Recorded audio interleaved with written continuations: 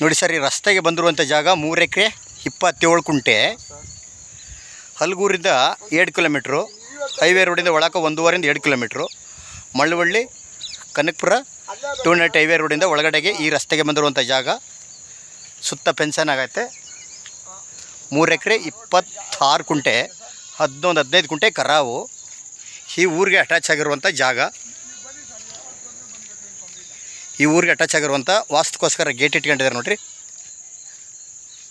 ಹೆಚ್ಚು ಕಮ್ಮಿ ರೋಡ್ಗೆ ಒಂದು 200 ಮೀಟ್ರ್ ಬರ್ತದೆ. ಒಳಗಡೆ ಲ್ಯಾಂಡ್ ಒಳಗಡೆ ಹೋಗಿ ತೋರಿಸ್ತಾ ಇದ್ದೀನಿ. ಇದೇ ಜಾಗ ನೋಡಿ, ಬಾಕ್ಸ್ ಆಗಿ ಸ್ಕ್ವೇರ್ ಇದೆ ಮುಂದ್ಗಡೆ ಪ್ರಿಂಟಲ್ಲಂತೂ. ಹಿಂದ್ಗಡೆ ಹೋಯ್ತಾ ಅಗಲ ಇದೆ. ಇಲ್ಲಿ ಇವರು ಲ್ಯಾಂಡ್ ಒಳಗಡೆ ಇಟ್ಟಿಗೆ ಕುಯ್ಯೋ ಫ್ಯಾಕ್ಟ್ರಿ ಮಾಡಿದಾರಂತ, ಸಿಮೆಂಟ್ ಇಟ್ಟಿಗೆ ಕುಯ್ತಾರಂತೆ. ಈಗ ಸ್ಟಾಪ್ ಮಾಡಿಬಿಟ್ಟಿದ್ದಾರೆ.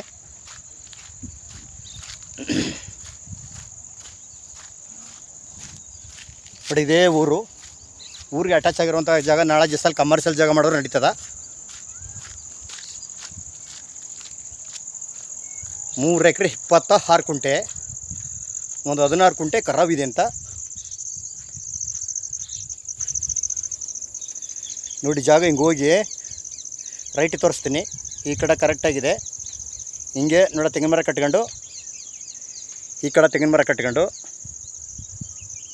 ಹಿಂಗೆ ಕಟ್ಕೊಂಡು, ಮರ ಕಾಣಿಸಲ್ಲ, ಆ ಕಡೆ ಕಟ್ಕೊಂಡು, ಆ ಕಡೆ ಕುಬೇರ್ ಮೂಲನೂ ಕರೆಕ್ಟಾಗಿದೆ, ಈಶಾನ್ಯದ ಮೂಲನೂ ಹಿಡಿದೆ. ಕುಬೇರ್ ಮೂಲ ಅಂತೂ ಜಾಸ್ತಿ ಹೋಗಿದೆ. 3 ಎಕರೆ 26 ಕುಂಟೆ, 16 ಕುಂಟೆ ಕರಾವು. ಬೆಂಗಳೂರಿಂದ ಒಂದು 80 ಕಿಲೋಮೀಟ್ರ್ ಆಗುತ್ತಾ. ಕನಕಪುರ ಮಳ್ಳವಳ್ಳಿ 2 ನಟ್ ಹೈವೇ, ಆ ರೋಡಿಂದ ಒಳಗಡೆ 2 ಕಿಲೋಮೀಟ್ರು.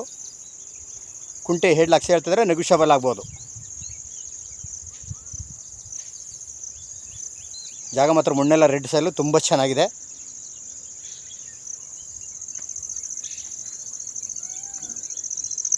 ಒಟ್ಟಲ್ಲಿ ಊರಿಗೆ ಅಟ್ಯಾಚ್ ಆಗಿದೆ. ನಾಳೆ ಜಸ್ಸಲ್ಲಿ ಕಮರ್ಷಿಯಲ್ ಬೇಗ ಹೋಗ್ಬೇಕಾದ್ರೆ ಮಾಡ್ಬೋದು.